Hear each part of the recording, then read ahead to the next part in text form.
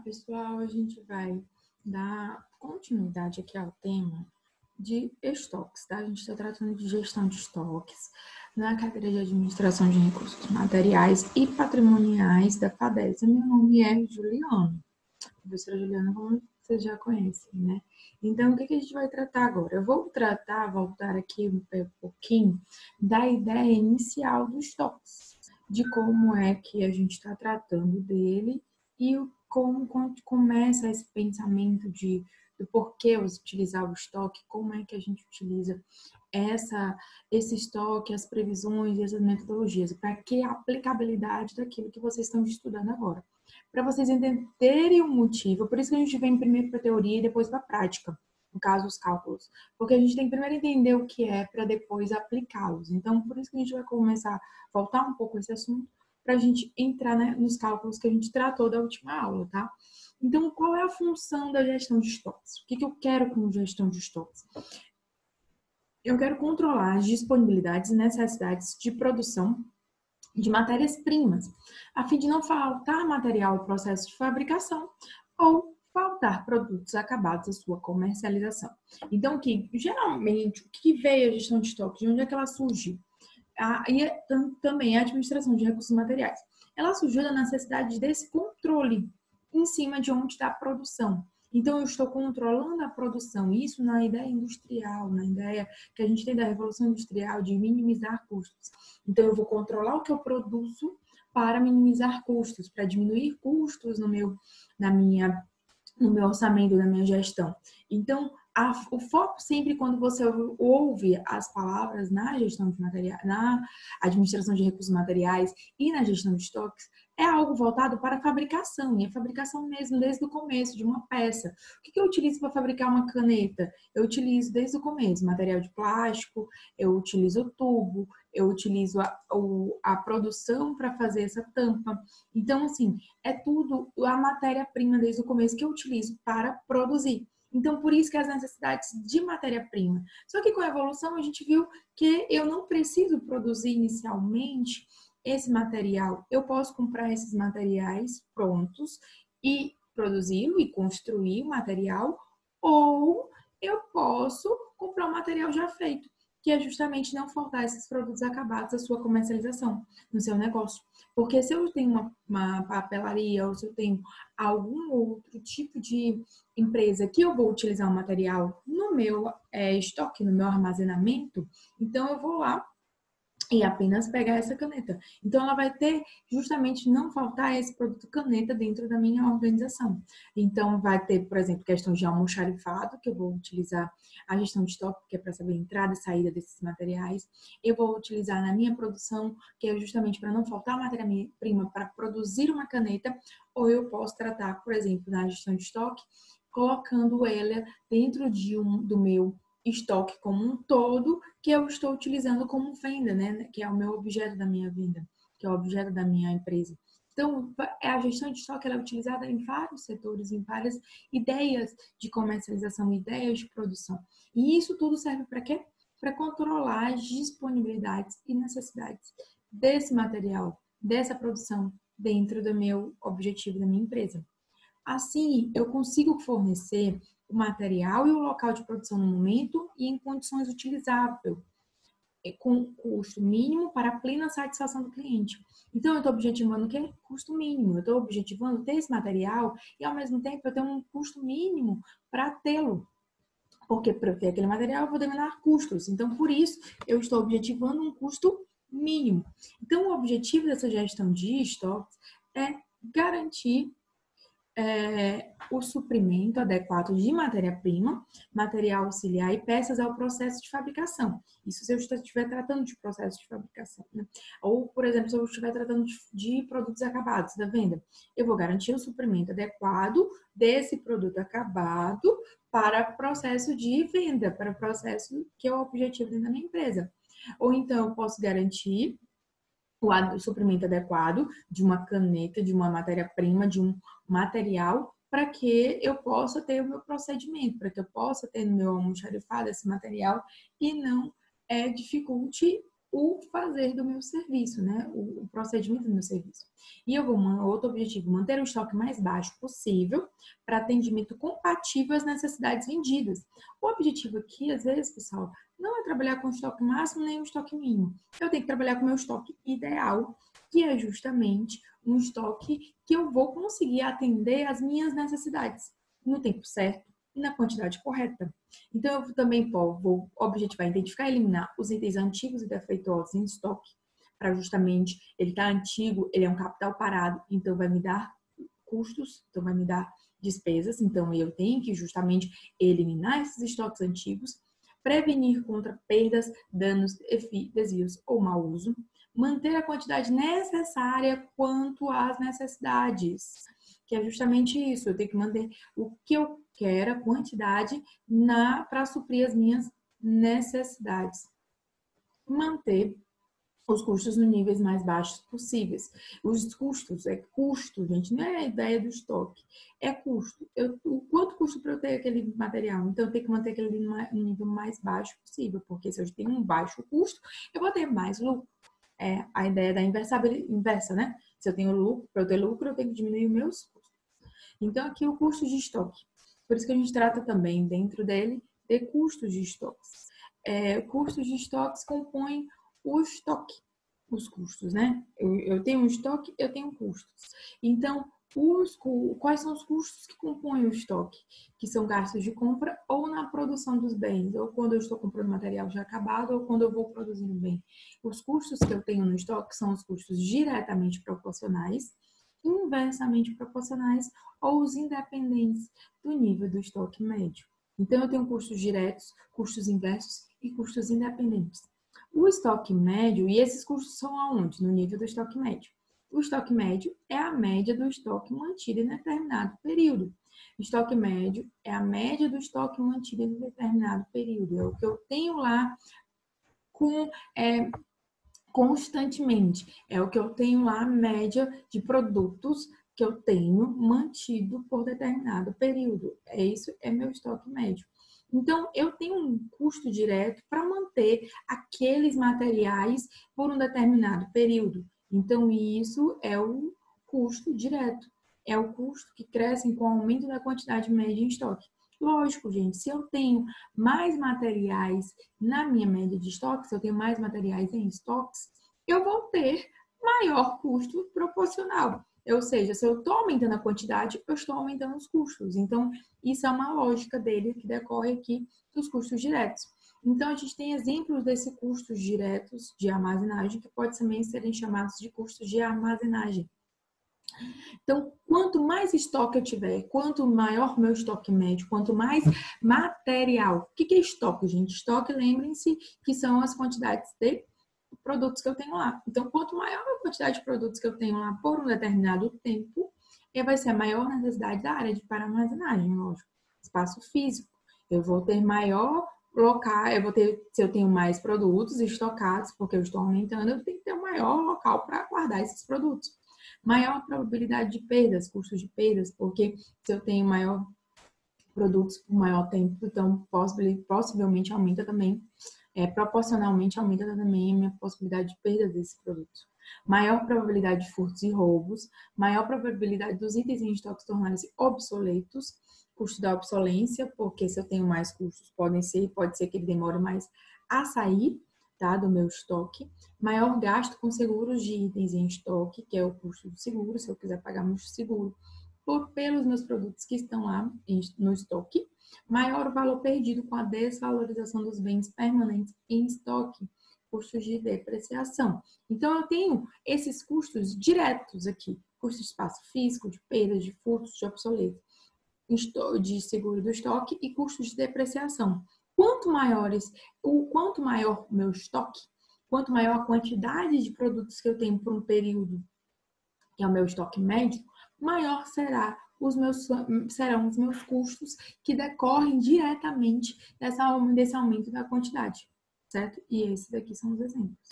Então, para isso que a gente controla os custos, certo? Para isso que a gente controla os estoques, para evitar custos, né? Vocês viram que são vários os custos decorrentes do aumento apenas da quantidade de produtos. Então, Se eu conseguir controlar melhor o meu estoque, eu vou conseguir controlar, diminuir justamente esses custos que a gente tem que incidir. Aí a gente tem os custos inversamente proporcionais, ou seja, inverso, gente. Se eu estou aumentando a quantidade de estoques, ele vai diminuir. Se eu estou diminuindo, esses custos vão aumentar. São os inversamente proporcionais. São os custos que decrescem com o aumento da quantidade média em estoque. São usualmente referidos como custos de pedido, no caso do estoque ser composto por materiais a serem comprados, ou custos de produção, no caso de se optar por produzir internamente a produção. É a ideia, gente, se eu tenho uma quantidade de produtos, quando eu compro um lote maior de produtos, quando, por exemplo, a gente compra em atacado, né, aquela quantidade grande, o custo vai ser menor, porque o valor daquele produto vai ser menor. Então, por isso que o custo do pedido é menor. Agora, o custo de produção da mesma forma. Se eu produzo em larga escala, você consegue ter menores custos pela unidade. Por quê? Porque você está produzindo por grande quantidade e isso vai diminuir o custo da unidade. Então, o custo de pedido é a totalidade dos custos incorridos no ato da compra ou abastecimento, como custos de emissão e execução de ordem de compra, transporte, quando cobrado por viagem, entre outros. Então, são aqueles custos que quanto maior eu faço, quanto maior o lote, quanto maior a quantidade que eu estou utilizando, menor vai ser o custo que eu vou inserir decorrente deste pedido, decorrente desta produção, decorrente deste transporte e vai incidir esse custo no estoque. O custo de pedido é fixo, independente da quantidade de material que será solicitada. Quanto maior o nível do estoque médio, menor será o custo de pedido no período considerado. O custo de pedido, gente, é aquele o que eu utilizo para pedir. Não é só o pedido em si. Não é o pedido em si. É o que eu utilizo para pedir. Eu utilizo o quê? Eu vou utilizar a ideia do transporte. Eu vou utilizar as pessoas que estão fazendo aquele pedido. Eu vou utilizar o tempo que eu gasto para fazer aquele pedido. Então, tudo isso é o custo do pedido. E isso não varia, porque o que vai variar é a quantidade que eu vou pedir, não a forma de pedido. Tá? Então, por isso que o custo de pedido é fixo. Aí a gente tem o outro custo, que é o custo independente. Os custos independentes tratam-se de valor fixo, que independe da quantidade de itens em estoque, independente da quantidade de peças e automóveis estocados. As despesas de manutenção, salários de funcionários, limpeza, etc., permanecem constantes. É aquele que vai sempre existir, independente da quantidade, independente do que eu estou tratando no estoque. Mesmo trabalhando com estoque mínimo ou estoque máximo, eu vou ter sempre esse valor fixo. Então, esses custos independentes somam-se aos custos de armazenagem. Como dito anteriormente, caso o nível de estoque seja zerado, a organização ainda incorrerá em custos de armazenagem que são independentes de estoque. O custo de armazenagem, que é aquele primeiro custo que a gente vê que são os custos diretos, eles são formados pelos custos diretamente proporcionais e os custos independentes. Então, para ter um estoque, eu sempre vou ter uns custos diretos, que são aqueles que eu aumentando o meu estoque, a quantidade, eu vou aumentar esses custos, e os independentes, que são esses custos fixos, que independente do meu nível de estoque, eu sempre vou tê-los também. Então, por isso que a gente está gerindo o estoque, para diminuir custos. E quais são esses custos? O que a gente acabou de ver. Esses três tipos, os diretos, os inversamente e os fixos. Porque eu controlo o meu estoque, eu controlo esses custos e consigo diminuí-los. Então, a gente tem formas de gerir estoques. Para se tornarem mais competitivas e sobreviverem à concorrência acirrada, é importante que as empresas tenham um bom controle sobre suas atividades, obtendo assim bons lucros com o mínimo de custo possível. A ideia, lógico, gente, lucro é inverso a custo. Não sei se vocês vão olhar, né? LC. Eu tenho que ter, para eu ter mais lucro, é uma equação lógica. Eu tenho que ter menos custos. Lucro é proporcional à diminuição de custos. Se eu estou diminuindo meu custo, eu aumento meu lucro. Então, essa que é a ideia aqui.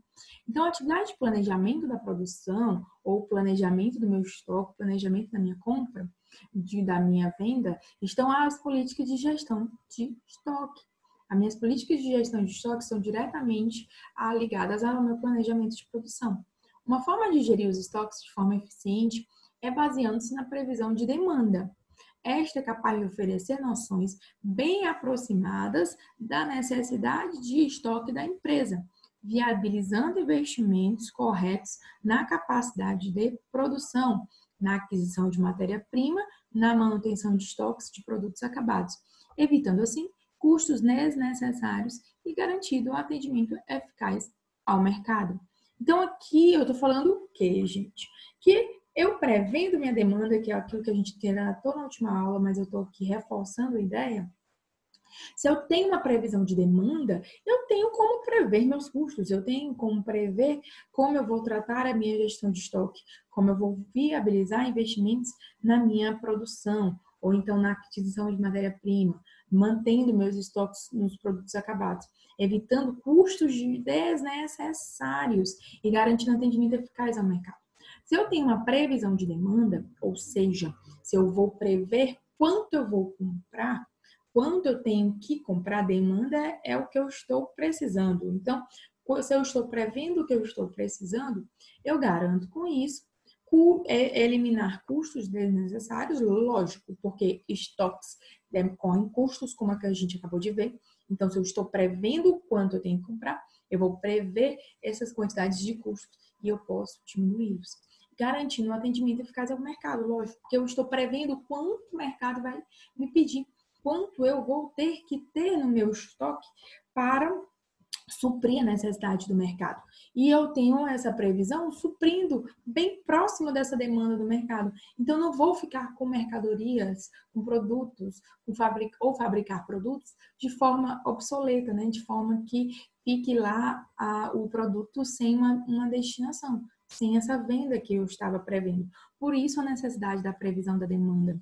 E com isso, o que acontece? Lógico, se eu estou diminuindo o meu custo, eu vou ter mais lucro.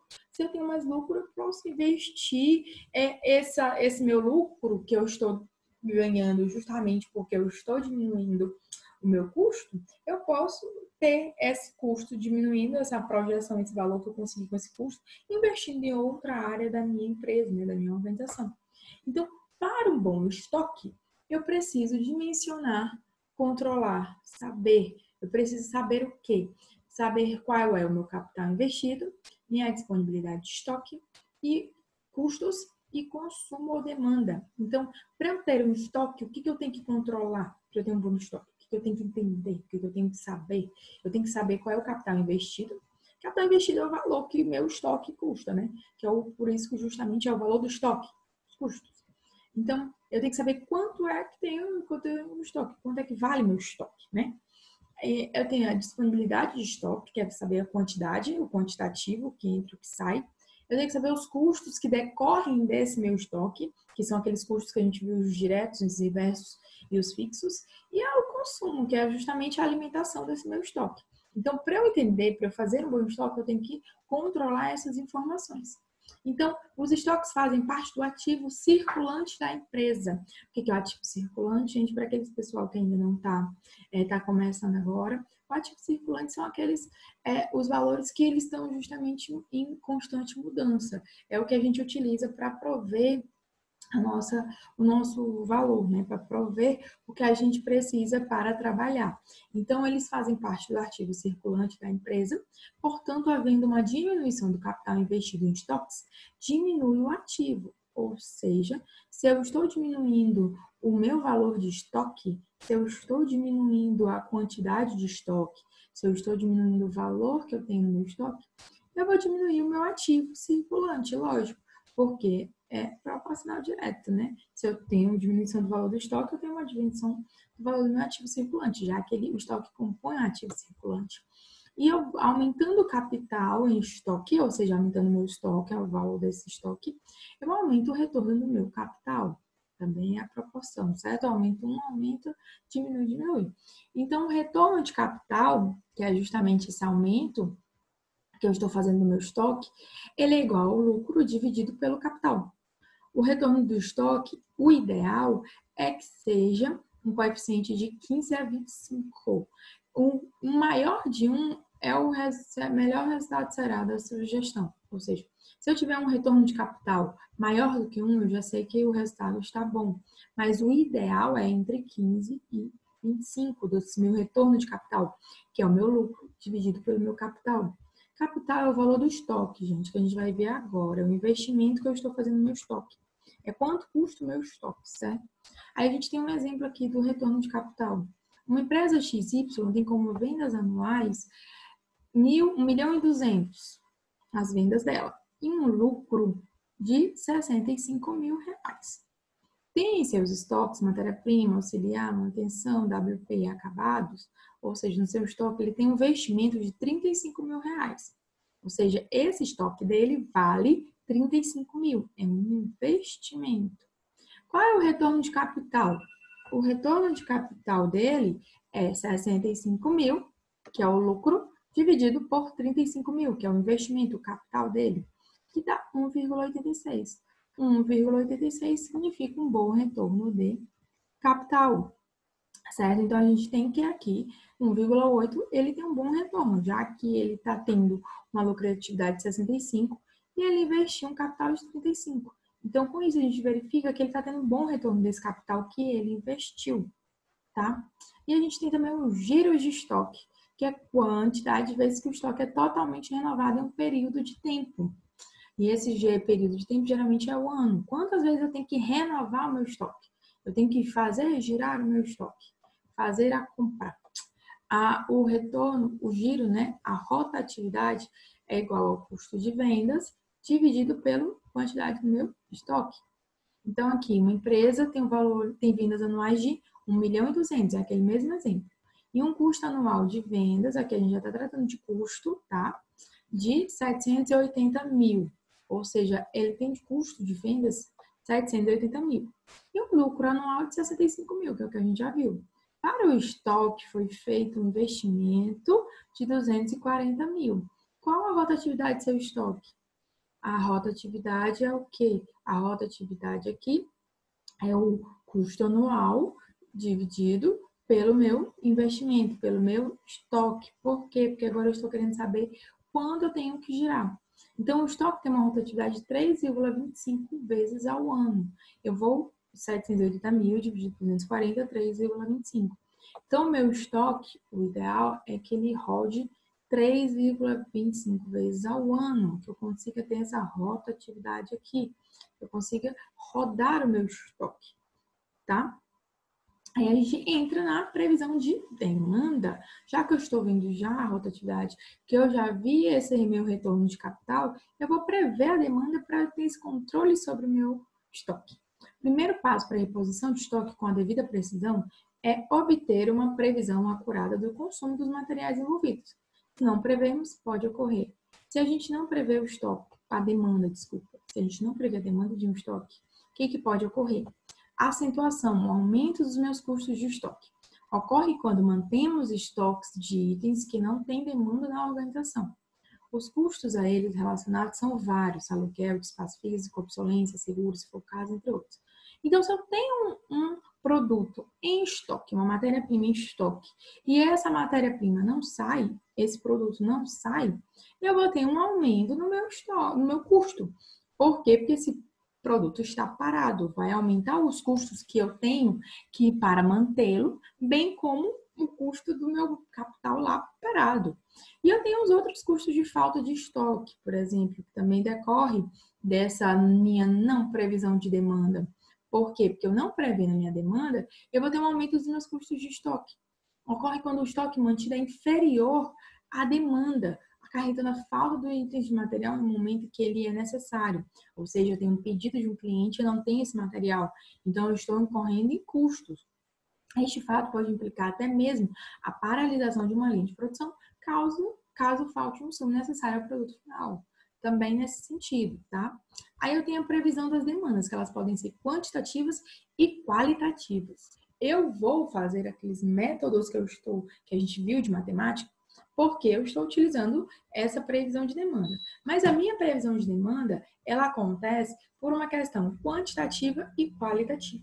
Quando eu trato de fazer uma previsão de demanda quantitativa, eu utilizo aqueles métodos que a gente viu, que a gente vai ver, que a gente já viu, que é informações se referem aos volumes e condições que podem afetar a demanda. E quais são esses métodos quantitativos que a gente vai utilizar, que vão influenciar naqueles dados daquela que a gente estava fazendo.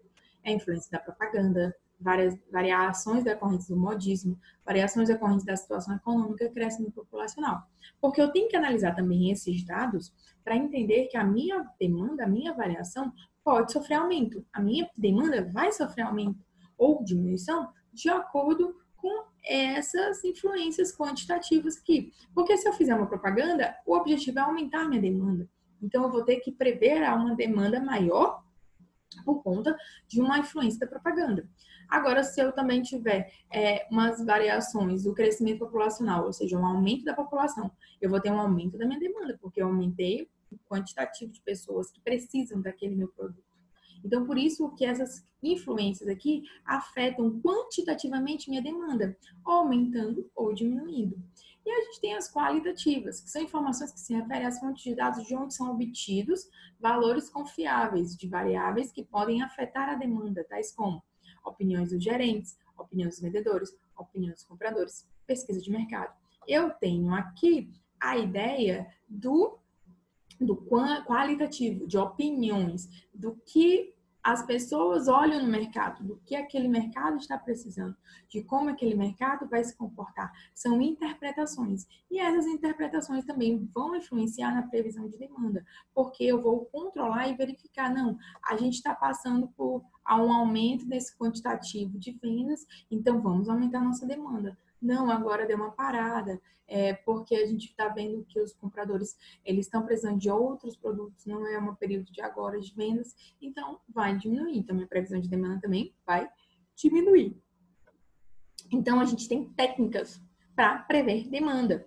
Já que eu tenho essa ideia da demanda qualitativa e quantitativa, eu tenho o que influencia, eu tenho agora como prever, que são técnicas. E essas técnicas, elas decorrem de que eu entendo, eu pego as minhas informações qualitativas e quantitativas que eu tive, que é justamente dessa previsão do aumento da população, de investimentos de capital, das opiniões, e faço cálculos e faço previsão de demanda. Então, eu posso projetar que admite-se quando o futuro será a repetição do passado, ou as vendas evoluirão no tempo. Esse grupo de técnicas são essencialmente quantitativas, né? Eu tenho a explicação, que relaciona-se a vendas do passado com variações de evolução conhecidas. São aplicações de técnica de regressão e correlação. E tem uma predileção, que são os funcionários experientes, que estabelecem a evolução das vendas futuras. É uma questão qualitativa. Aqui eles opinam quando vão aumentar essa demanda por tempo. Não, agora é uma boa hora para comprar, agora não é boa hora para comprar, tá? Aí a gente tem aqui esses gráficos que mostram justamente a previsão dessa demanda. Existem 3 tipos principais de evolução de demanda. O modo como a demanda de determinado item de material se comporta em determinado período. Aí eu tenho evolução de consumo constante, a evolução de consumo sazonal e a evolução de consumo de tendência. A gente tem uma evolução de consumo constante quando não há variação significativa na demanda. Eu sempre vou ter, por exemplo, sabonete. Eu sempre vou precisar de sabonete. Não há um período no ano, ou então não há uma tendência a mudar a minha demanda de sabonete. Então, ela é constante. E a gente pode ver um gráfico constante, mesmo com algumas variações, nesse mínimo. A gente sempre tem um consumo médio e ele sempre é próximo entre esses consumos. Aí a gente tem uma evolução sazonal, que é de períodos. Não há variações periódicas e significativas da demanda. A variação é só durante um período, uma época. Por exemplo, sorvete no verão. Aumentou o consumo de sorvete porque aumentou o calor. Então, a gente tem uma constante e, por um período, aumenta ou diminui, que é o que acontece nesse gráfico. Olha, eu tenho uma constante, aí eu vou diminuir, e esse aqui é o consumo real, ó, que eu estou consumindo num período. Aí vem uma queda desse consumo, porque a gente parou de usá-lo, né? Porque, por exemplo, tomar sorvete, vamos utilizar o do verão, no inverno, diminui.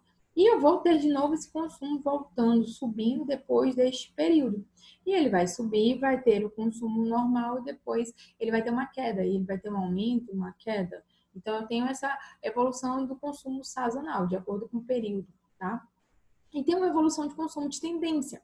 Não há variação positiva ou negativa abrupta, como acontece aqui no tempo. Eu tenho uma descida abrupta ou então eu tenho uma subida abrupta, dependendo do período. Ah, e não periódica da demanda, né? Materiais que se tornam obsoletos devido à inovação tecnológicas, tais como disquetes. A gente tem aqui exemplo dessa evolução de consumo de tendência, quando eu tenho aqui ó, um aumento no consumo de computadores, certo? Eu tenho esse aumento constante, porque é um material um produto que teve uma demanda boa, que tem todo mundo está utilizando agora. Então, eu vou ter essa consumo, essa evolução de tendência, e ao mesmo tempo eu posso ter algo em queda, que é que, por exemplo, cadeiras, certo? Consumo real em eu acho que é cadeiras que tem aqui, gente, desculpa, ficou bem pouco pequeno. Que eu tenho aqui a diminuição desse consumo constante até a eliminação dele, até a não produção. Que é a ideia aqui também, por exemplo, vamos botar dos disquetes.